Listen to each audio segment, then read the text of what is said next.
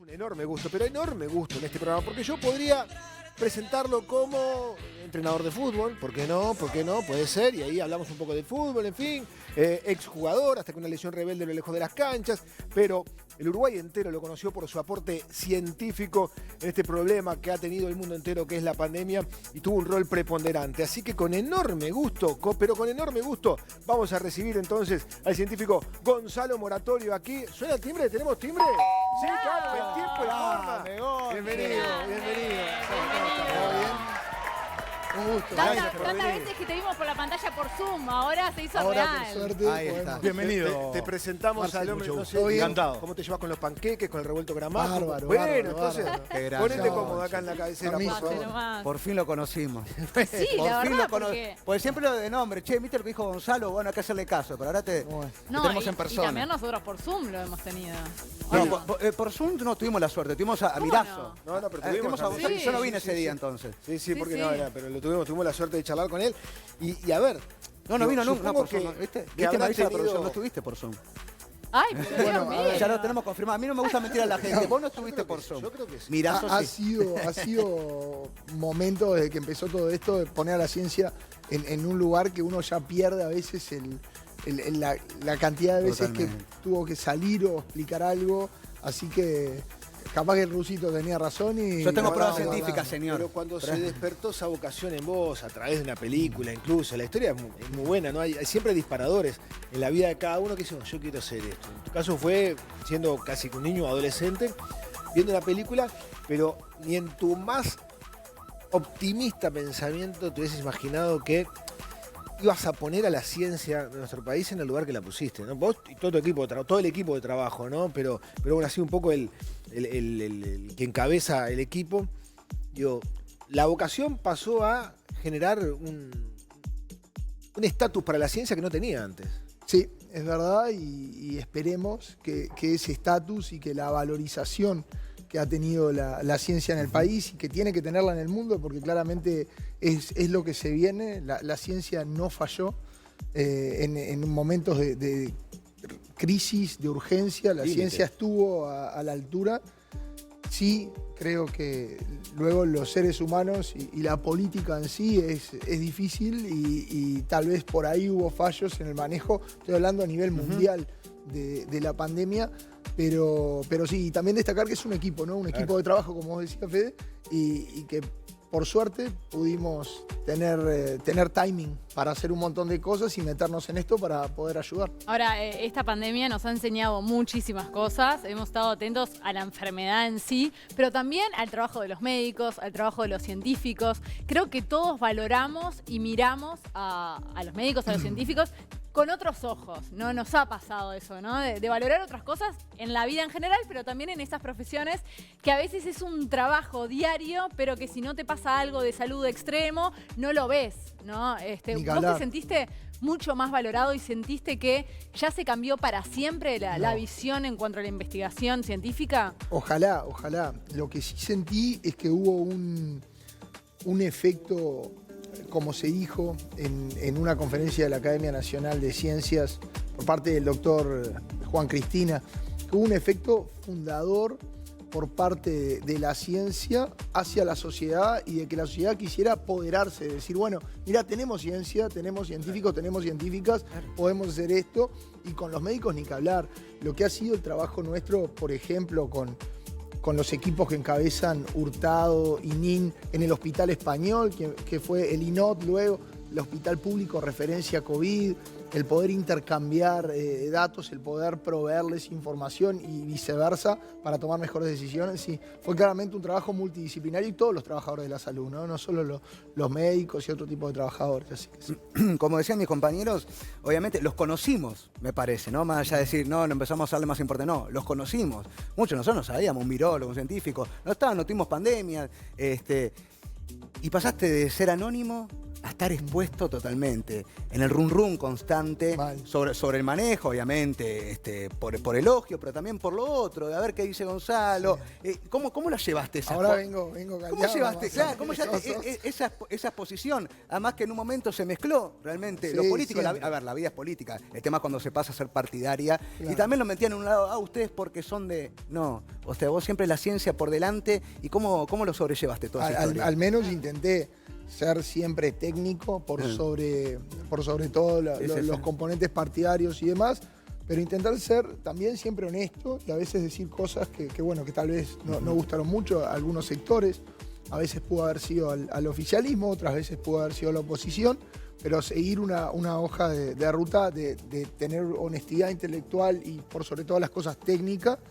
Después lo que sentí sí, fue una locura, ¿no? Un día me fui a dormir, yo el Twitter lo usaba para hablar principalmente, como la mayoría de los científicos, en inglés con colegas, porque es la manera que tenemos de comunicarnos con un chino, con un ruso, con un alemán, con un francés. El inglés es el idioma en el cual publicamos, en el cual trabajamos, y lo usaba básicamente para hablar con otros científicos del mundo, con editores, para saber para dónde iba, ¿no?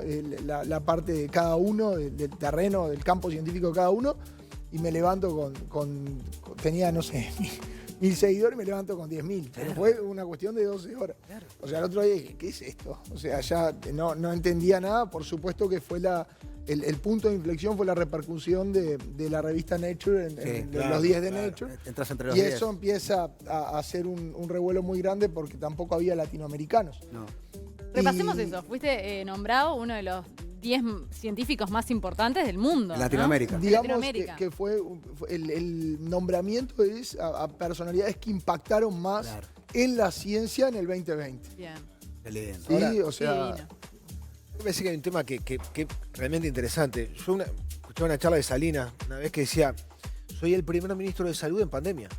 Claro. La pandemia anterior no existía la figura del Ministerio de Salud. Y lo mismo debe ocurrir con ustedes. Son los primeros en este contexto, en este escenario. Por lo tanto, pasarán a ser de referencia, un mojón. Pero lo que deja esto interesante es que si a mí me decías capaz en 2019, no, Uruguay que va a desarrollar tenemos que traerlo, tenemos que comprarlo, Uruguay que va a hacer esto.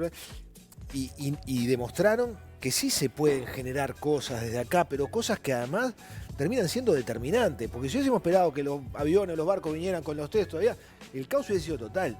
Demostramos que el Uruguay puede. Más allá de que a veces no hay rubro para la ciencia, no hay un mango, lo que sea. Digo, dejar un precedente que es fenomenal. Ni que hablar. Hubo una demostración, pero por parte de todo el sistema científico. En ese momento la guerra comercial que existe hoy por los países por las vacunas, lo había por la capacidad de testeo. Y básicamente la capacidad de testeo iba, de alguna manera, a predestinar el futuro, en gran parte, del manejo de la pandemia. ¿Por qué? Porque si uno puede testear, aislar los contactos de forma rápida y estar siempre por abajo del 4% de la positividad de todos los test que se hacen en un día, entra en esa zona de confort que nos tuvo realmente como si fuésemos una isla en nuestro continente y con vecinos y con una localidad geográfica que fue epicentro y demás, muy complicado. Pero lo que se demostró que fueron capacidades muy fuertes por parte de la Universidad de la República. Todo lo que la Universidad de la República ha venido haciendo, hay que pensar que toda esta red pública de laboratorios se hizo pasando equipos de química, de veterinaria, de agronomía, montando los laboratorios, entrenando a la gente. Lo que fue el Instituto Pasteur de Montevideo, también con un rol preponderante, nunca cerrando, la gente por sobre todas las cosas de administración, o sea, en momentos donde no pasaba un auto por la calle, hay que acordarse, hay que ir a abril, marzo del 2020, y bueno, esa gente también haciendo lo imposible para que tengamos los insumos para poder escalar y hacer algo a nivel nacional y rápidamente darlo, porque hacerlo creo que podemos hacerlo, pero ahí lo que jugó más fue la idea de montar la red de laboratorios, entrenar, ponerlos en ACE, hacerlo totalmente gratuito para toda salud pública. Pero con este precedente hay más confianza, me imagino, a lo que tiene que ver con la investigación científica, y hay más ayuda económica. Bueno, hasta ahora no hay más ayuda. Hasta ahora no hay más ayuda, se entiende que son momentos complejos y que hay que reactivar la economía, pero creo que también tiene que entenderse que estamos entrando en ya no estamos entrando, estamos ya inmersos en una realidad y en un siglo que se viene en donde el valor de la investigación, el valor de generar valor agregado, valga la redundancia, Totalmente. va a ser superlativo. Va a ser superlativo porque claramente así como imaginemos lo que fue durante la Guerra Fría, lo que fue el lanzamiento del Sputnik o los alunizajes de las misiones Apolo, ¿sí? Eso fue gatillado por una situación de estrés que llevó a una carrera aeroespacial entre la ex Unión Soviética y los Estados Unidos. Hoy tenemos otra situación de estrés que dispara que ese crecimiento lineal en tecnología, en biotecnología, crezca de forma paulatina a pasar a ser exponencial, porque hay que buscar soluciones más rápido, y ahí entra toda la virtualidad, ahí entran avances muy fuertes en todo lo que es inteligencia artificial, en todo lo que es el desarrollo de técnicas de biología molecular. Entonces, esa situación de estrés que vivió el mundo fue un punto de inflexión, fue una incomodidad que había que solucionar rápidamente y nos trae de golpe a una realidad que nos tenemos que subir, que es la de generar valor agregado, que es la de poner ciencia en todo lo que hacemos para hacer no solo un impacto en salud, sino en el medio ambiente, en energías renovables, en la industria agropecuaria, veterinaria. Es ahí donde tenemos que ir.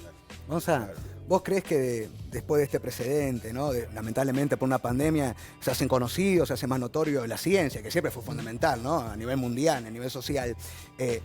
Vos te tuviste que ir a San Francisco, a París a estudiar.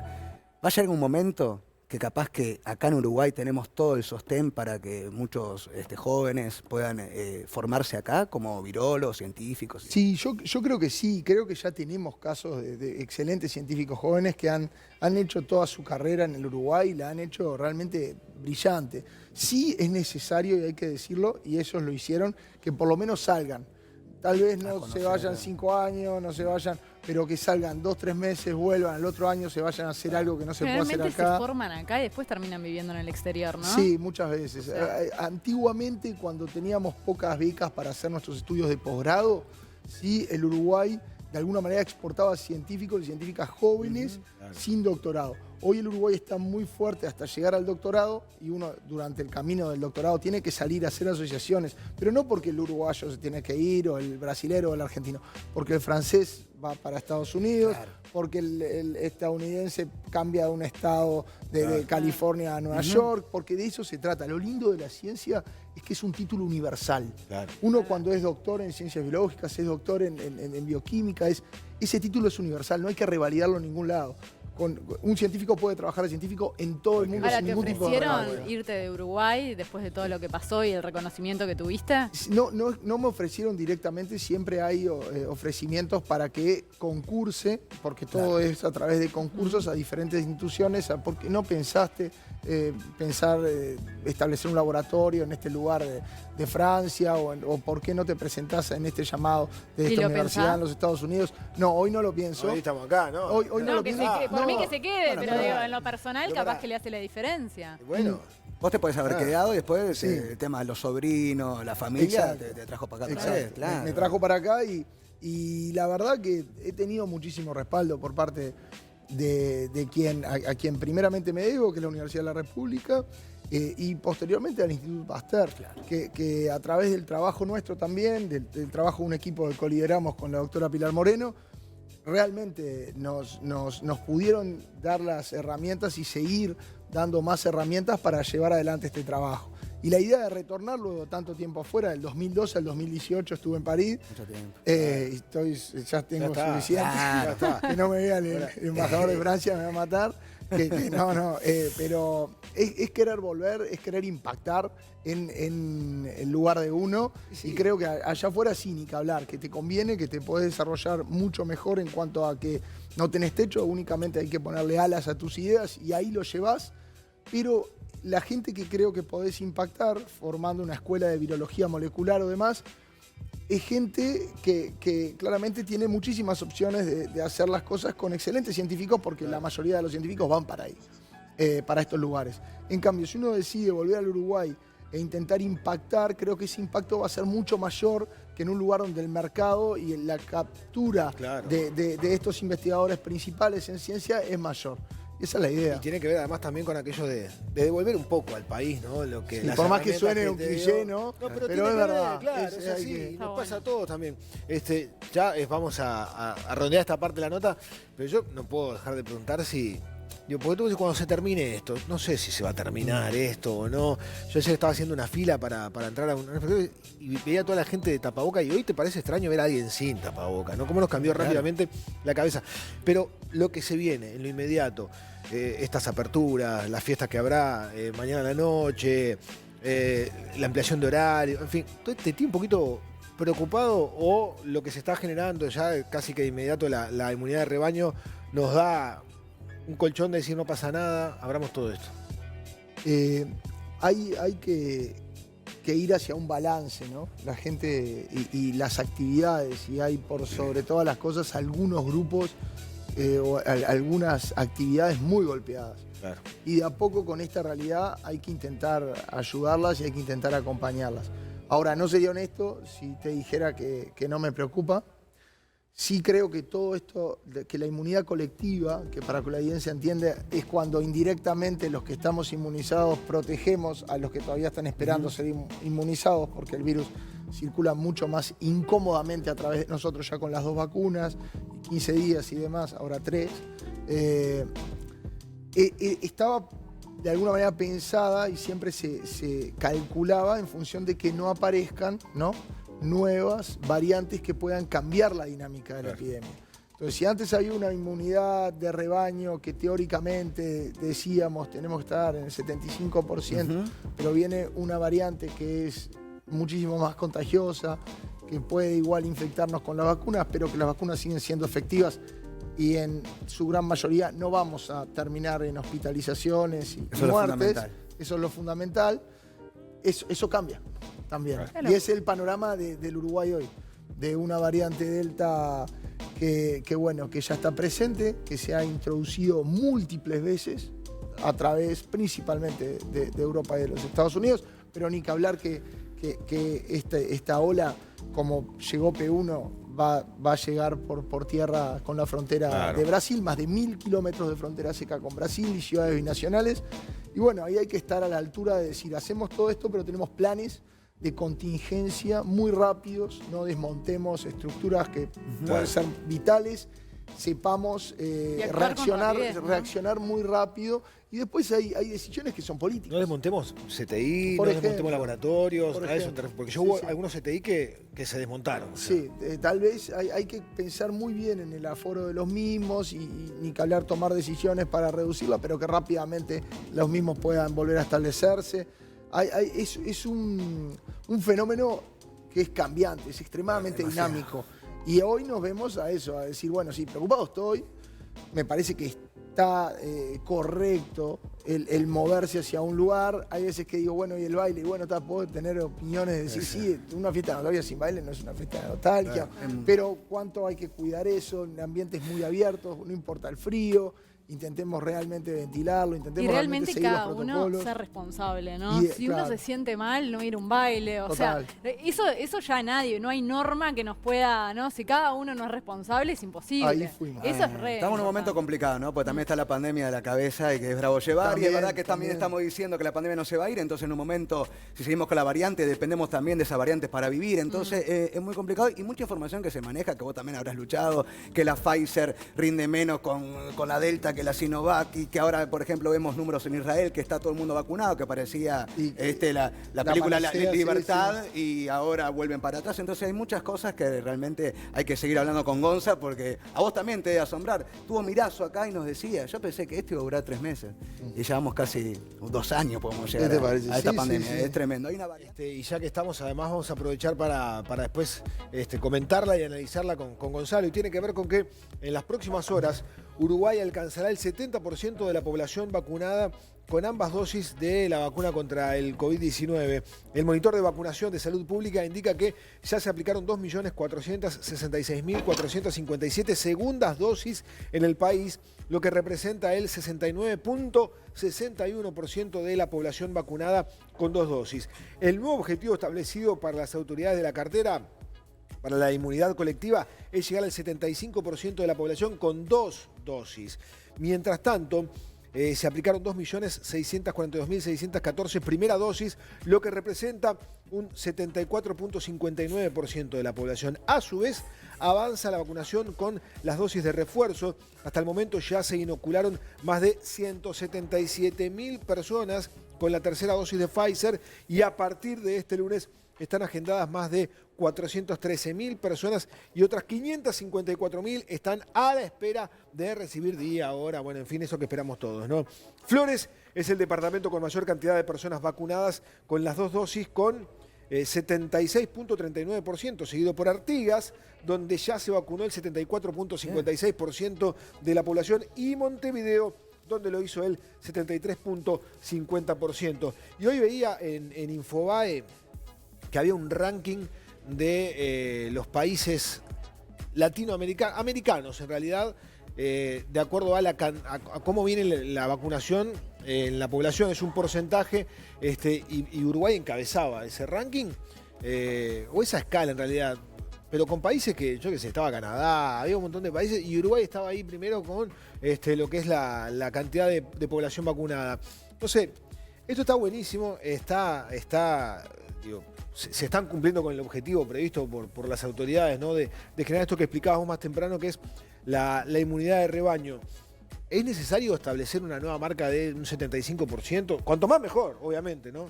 La inmunidad colectiva de rebaño fue, de alguna manera, siempre depende de cuán contagioso es un virus. Depende.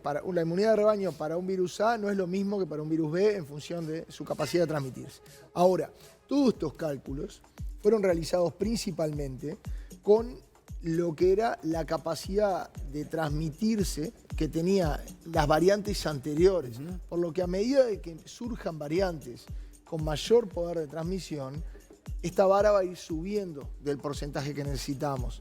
Por lo que es un concepto teórico que es útil, que sirve y en la práctica puede evidenciarse cuando vemos la cantidad mucho menor de test positivos sobre los que se hacen, la baja en hospitalizaciones, la baja que claramente es dada y comenzada por el efecto de la inmunización por las vacunas. Pero esto es un fenómeno cambiante, estamos todos en un mismo barco. En el barco tenemos grietas, en donde, hablando de grietas, en donde entra agua. Nosotros estamos en una parte muy seca del barco, porque el Uruguay, la campaña de vacunación ha sido modelo. Hay que destacarlo. Somos chicos, pero también hay un montón de países con población o localidades con población parecida al Uruguay que no llegan ni a la mitad de lo que hizo el Uruguay. Somos eso chicos hay que en todo sentido. La capacidad de inversión también es chica. Sí, ni que hablar. Pero claramente a lo que voy es que este fenómeno lamentablemente vamos a poder de alguna manera entender si va a culminar o no, o tendremos que convivir con él. Eso es importante, acercarnos a convivir con el virus y empezar a variar y abrir cosas de forma muy controlada para poder vacunar todos los años. La gripe. Es una posibilidad, pero también es una posibilidad que no. Capaz que nos tenemos que vacunar todos los años durante estos primeros 3, 4 años, pero luego con un globo totalmente inmunizado y demás, podemos de a poco ir testeando, combatiendo. ¿no? Claro. ¿Qué pasa con todo lo que se dice? Ya lo hemos hablado en otras oportunidades, ¿no? Todavía no se sabe las contraindicaciones al 100% de la vacuna, ¿no? No, a ver, sí se sabe que los efectos adversos son efectos adversos idénticos a la de muchas vacunas. Que muchas veces repercuten cuando una persona es muy alérgica, por ejemplo, para los que utilizan la vacuna de RNA, de tecnología como Pfizer o otras que no llegan a Uruguay como Moderna. Puede haber dolores de cabeza, puede haber inflamación en la zona, puede haber algún sarpullido, pero todo esto está dentro de lo esperable en cualquier diseño de vacuna que ha sido. Es más, si no me equivoco, entre ayer y hoy, Pfizer consigue por la FDA, que es el organismo regulador de medicación, de vacunas y demás en los Estados Unidos, consigue la aprobación total, porque la aprobación de las vacunas era una aprobación de emergencia, porque tenían que de alguna manera salir a la cancha más rápido, siempre verificando su eficacia, su efectividad y su seguridad, por sobre todas las cosas. Pero creo que ayer u hoy ya la vacuna de Pfizer tiene aprobación total. Aprobación. O sea, Andy, Gonzalo y yo queremos trabajar. Una queremos comer, digo. Una cosita antes de terminar, se viene 24 obviamente, ya dijimos, puede haber una suba de casos.